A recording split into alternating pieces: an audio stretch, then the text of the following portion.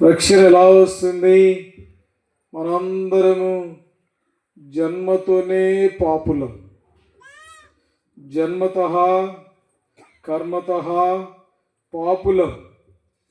కాబట్టి ఉదయం దేవుని వాక్యం సువార్త విని పాపాన్ని ఒప్పుకొని విడిచిపెట్టినటువంటి అనుభవం, అది రక్షణ. యేసుప్రభువారు మన పాపములు క్షమిస్తాడు. యేసుప్రభువారు మన పాపములు క్షమించడానికి ఈ లోకానికి వచ్చాడు, పాపిని రక్షించడానికి. అందుకని పాపిని నీతిమంతునిగా తీర్చడానికి. ఏ వ్యక్తి అయితే రక్షణ పొందుతాడో ఆ వ్యక్తి కుటుంబం 15వ వచనంలో ఏముంది? నీతిమంతుని గుడారము అంటారు. నీతిమంతుని గుడారము అనే మాట. కాబట్టి కీర్తన దయచేసి చదువుదాం.